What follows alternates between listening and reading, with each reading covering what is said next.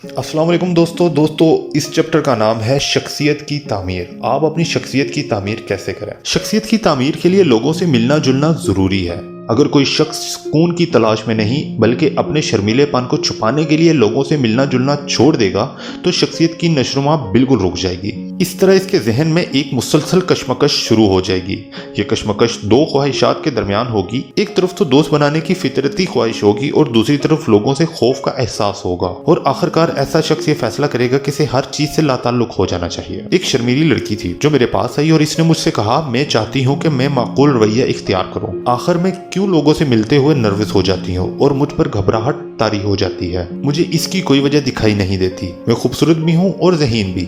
मैं सोचती हूँ कि मुझे लोगों से मिलते हुए हरगिज नहीं घबराना चाहिए, लेकिन इसके बावजूद मैं जब भी लोगों से मिलती हूँ मुझे पसीना आ जाता है और मेरे पाँव लड़खड़ाने लगते हैं। मुझे लोगों से मिलने और इनसे बात करने से नफरत है। मैं चाहती हूँ कि मैं सबसे पीछे खड़ी रहूँ जहाँ से मुझे कोई ना देख सके, बल्कि मेरा दिल ये चाहता है कि मैं महफिल से गायब हो जाऊं। अगर लोग अपनी बातें रोक कर मेरी बात सुनने के लिए मेरी तरफ मुतवज्जो होते हैं तो मेरे लिए बात करना निहायत मुश्किल हो जाती है और मेरा गला खुश्क हो जाता है। मैं बहुत सोचती हूँ लेकिन मेरी समझ में बिल्कुल नहीं आता कि आखिर मेरी इस घबराहट और शर्मीलेपन की बीमारी की वजह क्या है। चाहे इस लड़की की समझ में अपने शर्मीलेपन की कोई वजह आए या ना आए, लेकिन हकीकत यह है कि हमारे हर रवैये की कोई ना कोई नफ्सियाती वजह ज़रूर होती है।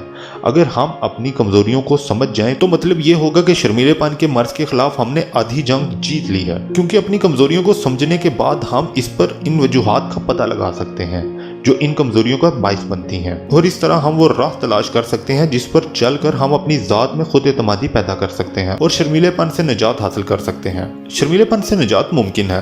अगर आप में खुद एतमादी नहीं और आप शर्मीलेपन के मर्ज में मुब्तला हैं तो फिर आपको चाहिए कि हक़ाइक़ को तस्लीम करें। ये बात तस्लीम करें कि आप तन्हाई की ज़िंदगी से तंग आ चुके हैं और लोगों के साथ मिलना जुलना और दोस्त बनाना चाहते हैं।